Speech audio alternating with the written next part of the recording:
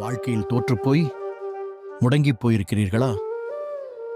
இந்த ஒரு பென்சில் சொல்லும் பாடம் உங்கள் விதியை மாற்றி எழுதும். கவனமாக கேளுங்கள். ஒரு சிறுவன் அழுது கொண்டே தன் தாத்தாவிடம் வந்தான். தாத்தா, நான் வரைந்து கொண்டிருந்த பென்சில் பாதியாக உடைந்து போய்விட்டது. இனி இதை வைத்து என்னால் எதுவும் செய்ய முடியாது என்று வருந்தினான். தாத்தா அமைதியாக அந்த உடைந்த 2 துண்டுகளையும் தன் கையில் எடுத்தார். தாத்தா சிரித்து கொண்டு சொன்னார், கண்ணா, இப்போ உன்னிடம் ஒரு பென்சில் இல்லை. இடைவெளி 2 பென்சில்கள் இருக்கின்றன. இதை சீவிப்பார்.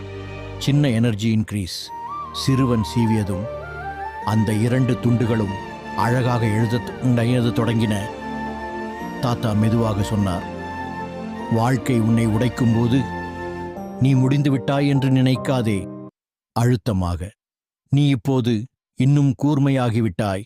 அந்த உடைந்த பென்சில்தான் இன்று ஒரு அழகான ஓவியத்தை உருவாக்கியது. நீங்களும் அப்படித்தான்.